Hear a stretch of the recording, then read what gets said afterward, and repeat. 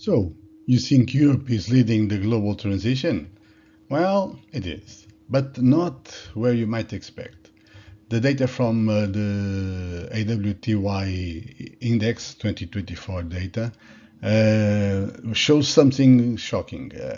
You have countries like Denmark, Ireland, Luxembourg years ahead, and then you have countries that actually lag behind Russia in the green transition. Russia. Well, that gap has real consequences.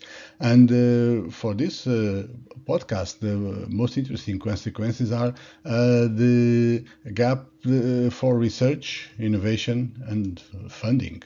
So, in this episode, I'll show how the EU and its member states are evolving across all five major transitions: the green, the digital, the new globalization, the war economy, and the housing, and what this means for EU-funded projects. Then I have a very interesting conversation with Ioannis Nikolaidis in Athens, Greece, who has helped design many projects from Erasmus Plus to Horizon Europe. And as he says, the impact of these projects is substantial. You can see the change taking place. So listen to his experience in reskilling EU's workforce. That's actually how transitions become successful. Finally, in this episode, we'll break down an open call that could fund your next proposal, a SERV call for diversity management. So stay tuned, and if you want early access to my upcoming book, Transition Science in the Economy, you can pre-register now with the link in the notes. Hope you enjoyed the episode. See you.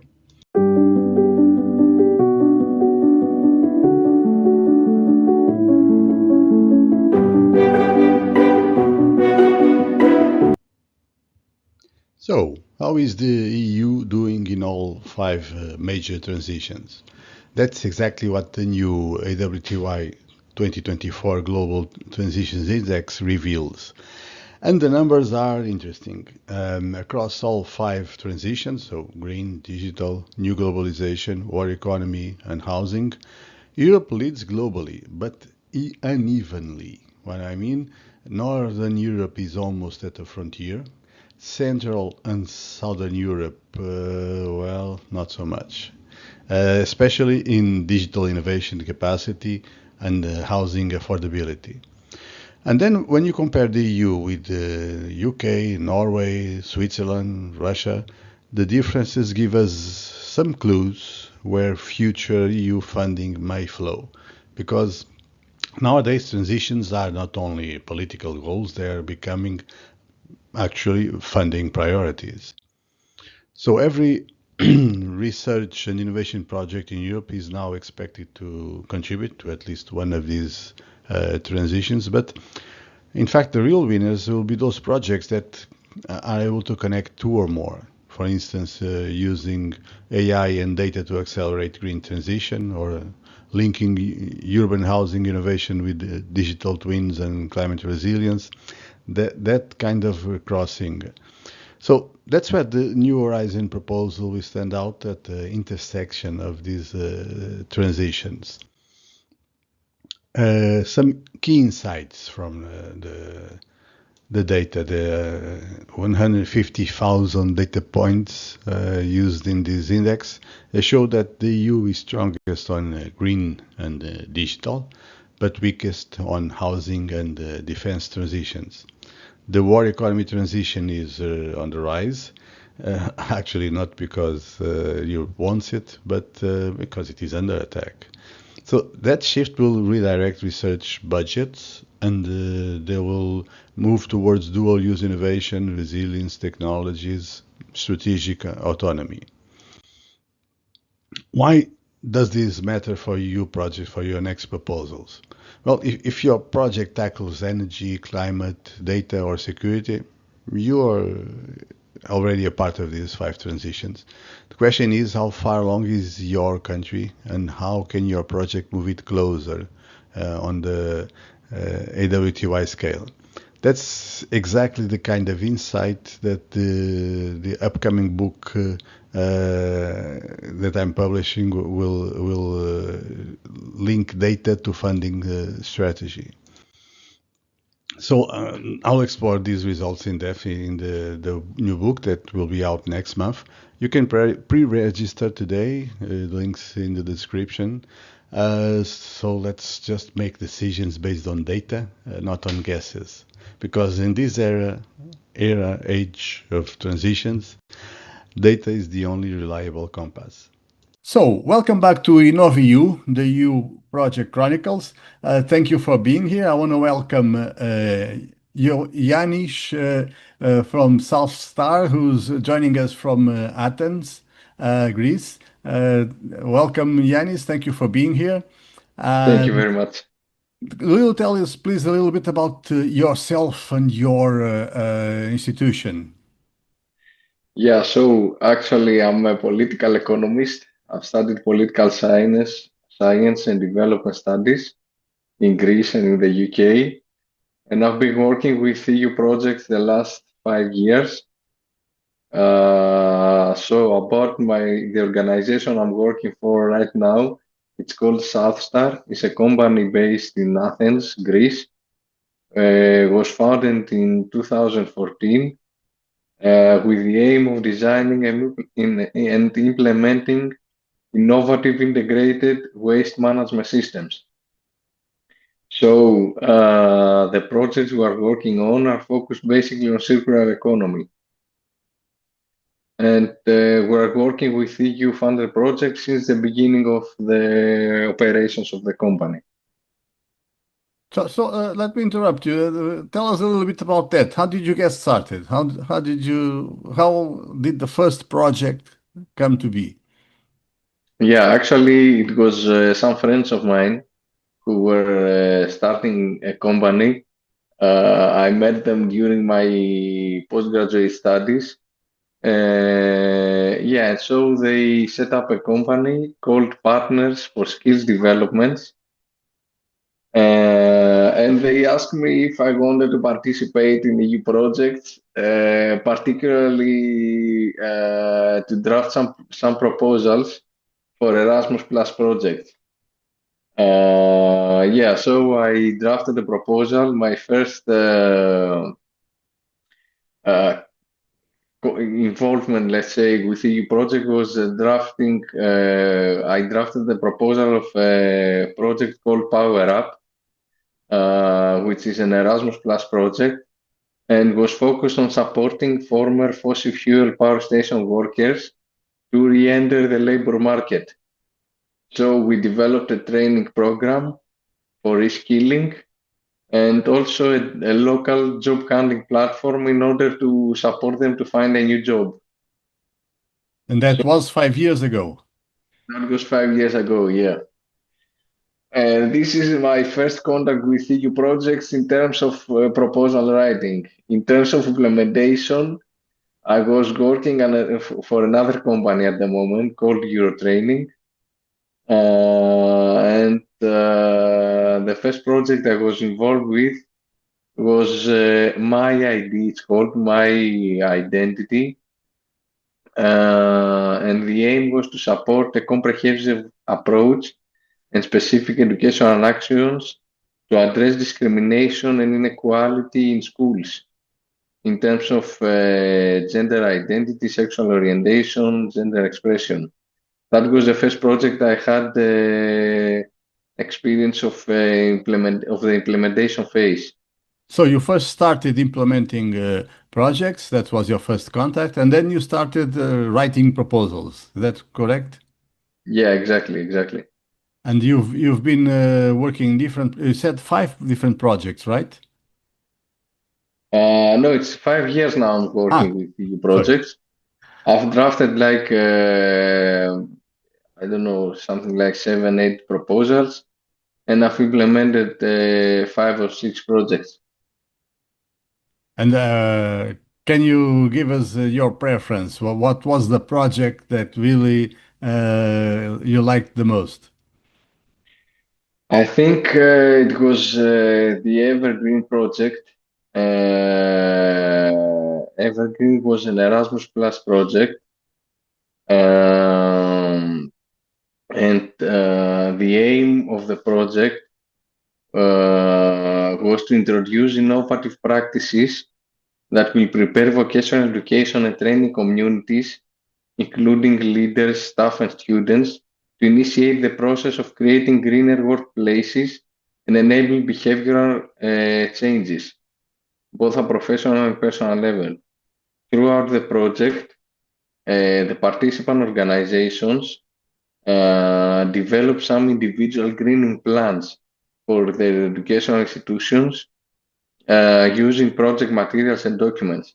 And so it was really satisfying to see organizations adopting green practices and change their organizational culture towards greener initiatives. So you could see results from that project. Yeah, exactly. It was a project that it has like tangible impact.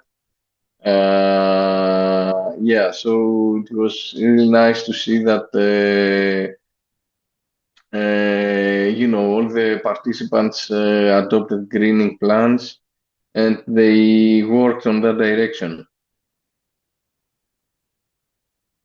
And that was a 2 year project?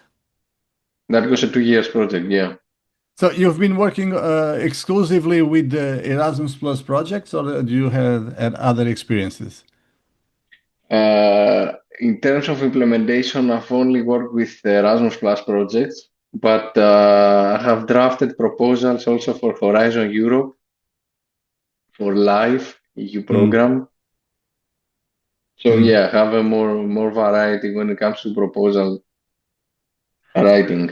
And you work essentially, if I understand correctly, essentially in this reskilling effort of the European workforce in this, what, the green transition? How Yeah, do you yeah, find your exactly. areas of activity? It depends. It depends on actually we have the brainstorming, we see the news and we see what project we can develop. So it depends, but we mainly focus, yeah, on green transition, digital transformation, and generally reskilling of the workforce in that direction, what we call the twin transition. Yeah, there's a lot to be done there. Yeah. And Yeah. that leads me to the next question. What about the future? What are your plans? What do you want to do in the future? In the future, I hope that I will participate in more projects. I would like to maybe to be involved more in research projects, despite the fact that in research projects are very competitive. Horizon Europe, for example, is very competitive Yes. Mhm. scheme. But yeah, I would like to work more on the proposals and implementation phase and develop even more my skills on these aspects. So yeah, Let me know a little more about your organization. How many are you? we are around 20 people working at Southstar, All based in Athens, right? all based in Athens. Yeah, So, what kind of partnerships have you been building with what kind of institutions?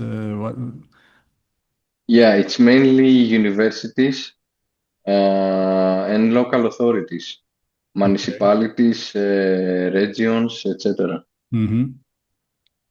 Okay, so you've built a network in that area. So is that your goal for the future to develop that network and create more proposals?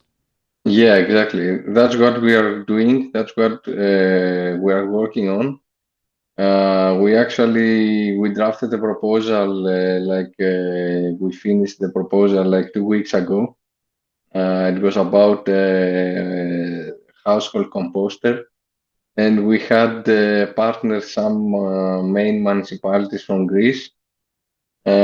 So we want to develop that network in order to be able to apply our ideas in more practical terms.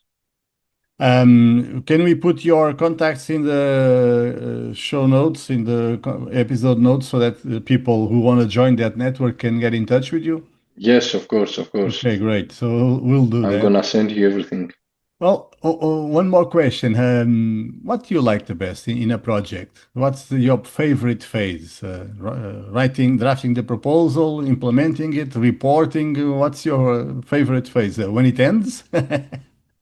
Yeah, I think I prefer implementation because I like all the coordination aspect, speaking with the partners, etc.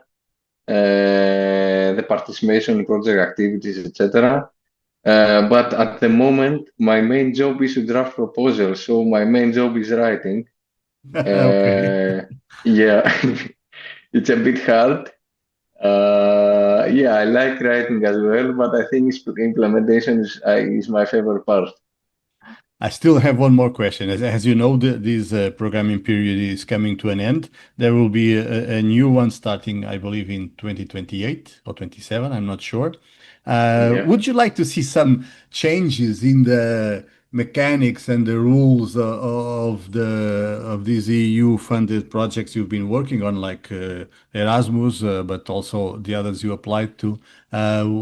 Do you have any suggestions for the Commission to change the how this works? Any suggestion? Not any specific suggestions, but I think that the financing should be there. Uh, we must make sure that additional financing will be directed in R&D projects, so that more proposals are implemented and more positive impact will be achieved. And this is actually more of a political question, political answer to be made. Yeah, but I believe it's very important since the impact of the project is substantial and should be supported more in the future. I believe Draghi agrees with you. You know, the Draghi report when he said that we have an innovation gap, we need to invest more Yeah, in exactly. research. So I believe he will be completely in agreement with you. Okay, Yeah. so yeah, I second your opinion. Yeah, we need to put the money where we put our words. Um, any final message you want to use to close the interview? Any final message? I think this is a really nice area of working EU projects. I hope even more people will participate in EU projects and more projects will be implemented in the future. That's a good message, but it makes me ask you one further question. Why do you like this? What's so nice about it? Is it because of the international aspect of it, that you collaborate with people from other countries? Is it because you get to do things that you wouldn't have the funding to do if you were restricted to your to our own country? What is it? What do you like about these EU-funded projects? Yeah, of course, I like very much the fact that it's very international. So the coordination and the cooperation with people from different countries is something that is really interesting. But I believe that the impact of the project is substantial as well. So this is something really nice to see, to have an idea and see it actually be implemented Hmm. and have the impact and the change that you're gonna see to see it being realized. This is really interesting, and this really makes you feel happy as well. Hmm. Yeah, I couldn't agree more with you. I think that's a great point to end to close the interview because I really think you mentioned a very important point. Well, Okay. Ioannis, thank you very much for this interview. Thank you for being here, and hope to see you soon. Thank you, Fernando. Hope to see you soon. Thank you very much again. Want EU funding to make workplaces fairer and scale it across Europe? This call pays up to 90% of costs and expects projects between 150K and 750K. Let's make your proposal fundable. CRV 2025 Equal supports actions that fight discrimination and promote equality. Under Priority 4, Diversity Management, the goal is to promote diversity and inclusion at the workplace in both public and private sectors, with tangible frameworks, training, and measurable change.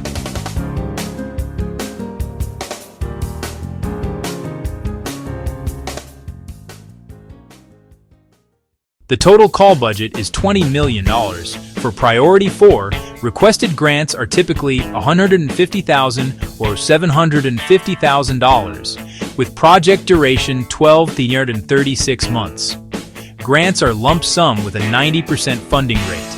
Plan your budget and activities accordingly.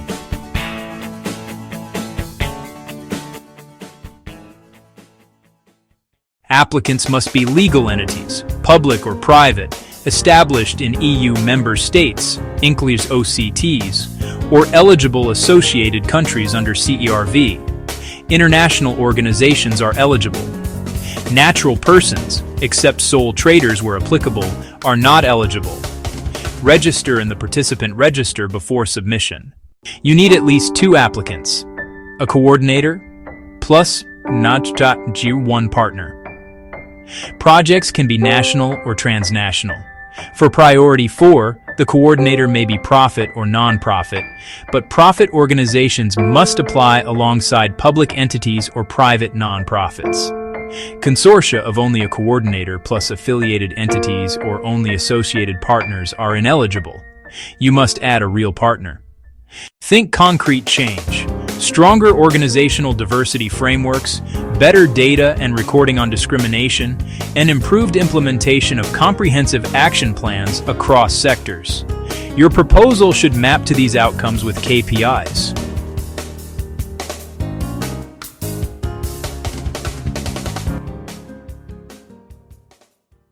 Call opens 15 July 2025. Deadline 23 October 2025, 17 R CET, Brussels time.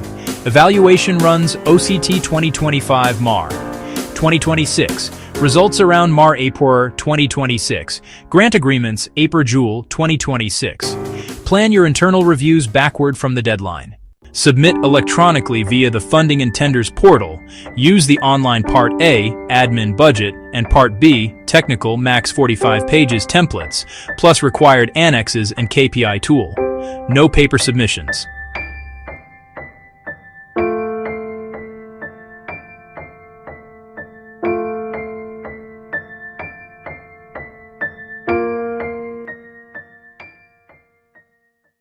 Anchor to workplace impact.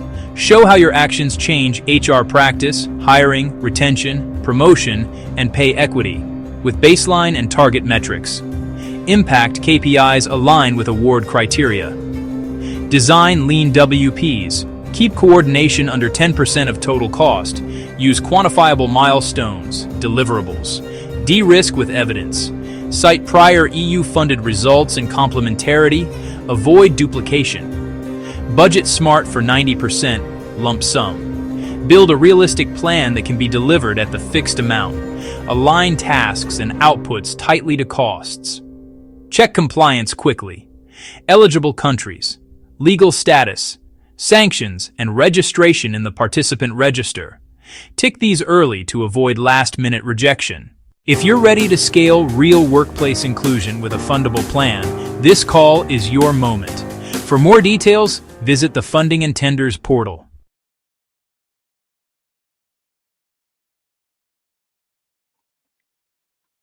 Credits, author and host Fernando C. Gaspar, music Hugo Gaspar, Lisbon, Portugal, 2024. Reach us by email or DM.